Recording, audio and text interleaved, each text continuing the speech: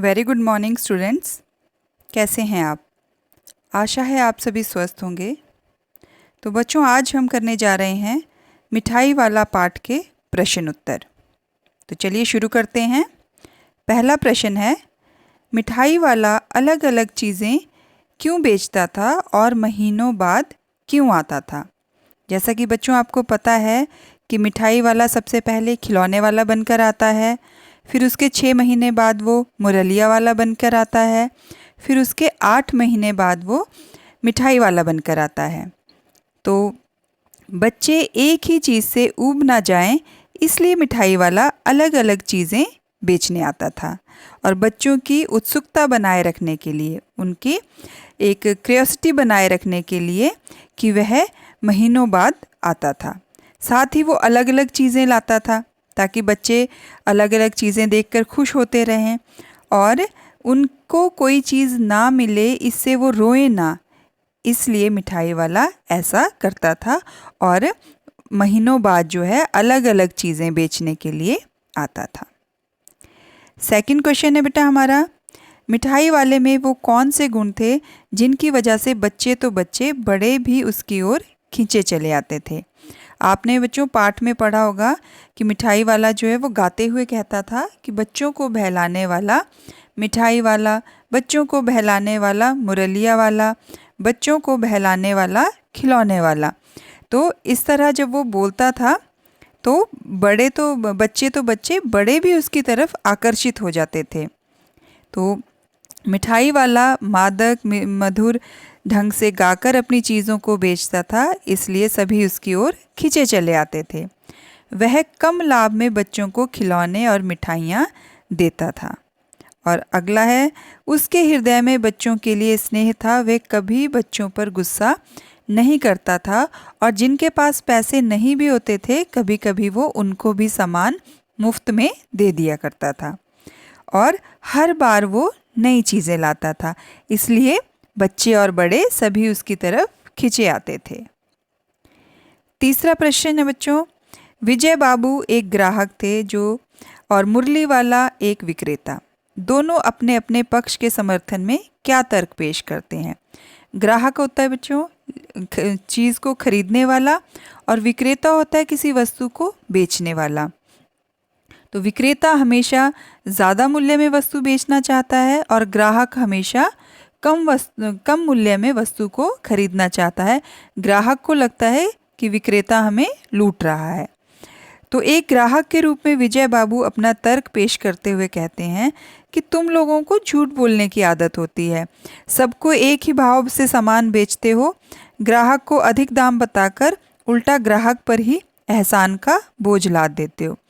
जब मुरली वाले ने कहा कि वैसे तो मैं 3 पैसे में देता हूँ पर आपको 2 पैसे में दे दूँगा, तो भी विजय बाबू जो चुन्नू मुन्नू के पिता थे उनको लगा कि मुरली वाला उन्हें ठग रहा है, इसलिए वो कहता है कि हमेशा विक्रेता को जो सामान बेचते हैं उन्हें झूठ बोलने की आदत होती है, सबको एक जैसे भाव में देते हैं पर जानबूझकर कि आपको कम भाव में लगा दूंगा ऐसा बोल के एहसान के बोझ में लाद देते हैं।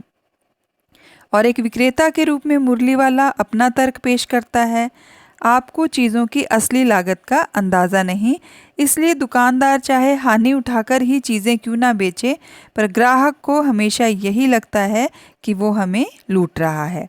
ग्राहक को दुकानदार पर विश्वास नहीं होता। मुरली वाला कहता है कि असली दाम 2 पैसा ही है, मैंने पूरी 1000 बनवाई थी, इसलिए मैं 2 पैसे में ही दे रहा हूँ।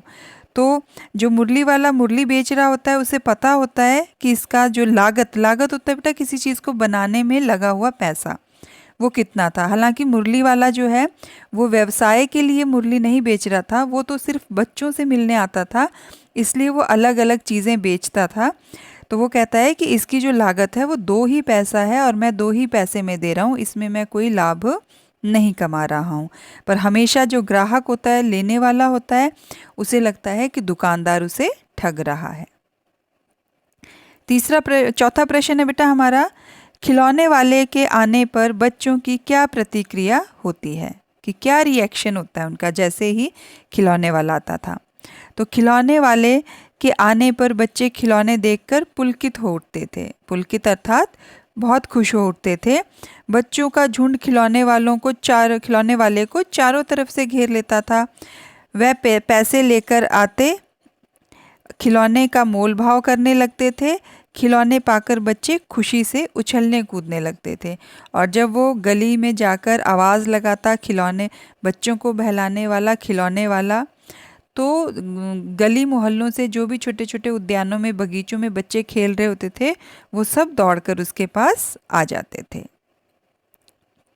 अगला प्रश्न है बेटा, रोहिणी को मुरली वाले के स्वर से खिलौने वाले का स्मरण क्यों आ गया है? तो मुरली वाला भी खिलौने वाले की तरह ही गा गा कर खिलौने बेच रहा था।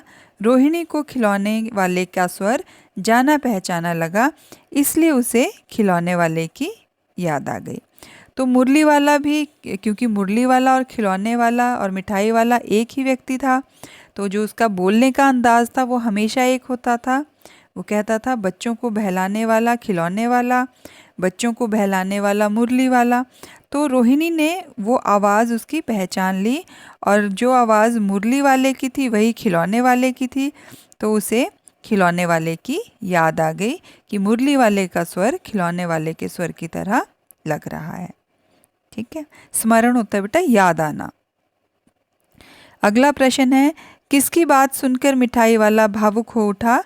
उसने इन व्यवसायों को अपनाने का क्या कारण बताया? जब रोहिणी की बात सुनकर मिठाई वाला भावुक हो उठा, इस तरह के जीवन में उसे अपने बच्चों की झलक मिल जाती है। उसे ऐसा लगता है कि उसके बच्चे इन्हीं में कहीं हंस खेल रहे हैं। यदि वो ऐसा नहीं करता तो उसकी याद में, उन सब की याद में घुल घुल कर मर जाता, क्योंकि उसके बच्चे अब जिंदा नहीं थे। इसी कारण उसने इस व्यवसाय को अपनाया। तो मिठाई वाले के बच्चे, उनकी बहुत सुंदर पत्नी थी, 2 बच्चे थे, पर उन सब की मृत्यु हो गई थी। और मिठाई वाला जो है वो घूम घूम कर फेरी लगाकर ये सारी चीज़ें बेचता था। इस व्यवसाय को उसने इसलिए अपनाया कि वो छोटे छोटे बच्चों में अपने बच्चों को देख पाए। और यदि वो ये व्यवसाय नहीं अपनाता और अपने घर में ही रहता, तो वो उनकी याद में घुल घुल कर मुरली वाला भी मर जाता। इसलिए उसने ये व्यवसाय अपनाया। अगला प्रश्न है बेटा, अब इस बार ये पैसे न लूँगा, कहानी के अंत में मिठाई वाले ने ऐसा क्यों कहा? कहानी के अंत में रोहिणी द्वारा मिठाई के पैसे मिठाई वाले ने लेने से मना कर दिया, क्योंकि चुन्नू मुन्नू को देखकर उसे अपने बच्चों का स्मरण आ गया, याद आ गई। उसे ऐसा लगा मानो वो अपने ही बच्चों को मिठाई दे रहा हो।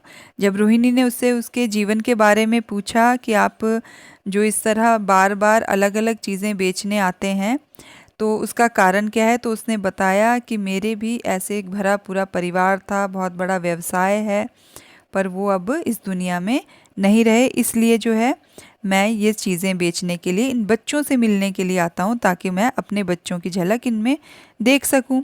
इसलिए जब उसने चुन्नू मुन्नू को मिठाई दी तो मिठाई वाले ने उसके पैसे नहीं लिए, क्योंकि चुन्नू मुन्नू को में उसने अपने बच्चों को देखा। और आखिरी प्रश्न है बेटा, इस कहानी में रोहिणी चिक के पीछे से बात करती है। क्या आज भी औरतें चिक के पीछे से बात करती हैं? यदि करती हैं तो क्यों? आपकी राय में क्या यह सही है? चिक होता है बेटा पर्दा। मैंने आपको बताया था बांस की पतली जो है सलाखों से पर्दा बनाया जाता था। तो पर्दे के पीछे से आपने देखा कि रोहिणी ने जो भी बात मुरली वाले से की, मिठाई वाले से, वो पर्दे के पीछे छुप कर की। तो आज भी कुछ महिलाएं पर्दे के पीछे से बात करती हैं, जैसे ग्रामीण महिलाएं, और कुछ मुस्लिम परिवार की महिलाएं भी ऐसा करती हैं, क्योंकि उनमें पर्दा प्रथा का प्रचलन भी है। आपने गांव में देखा होगा बेटा, औरतें घूंघट डाल के रखती हैं।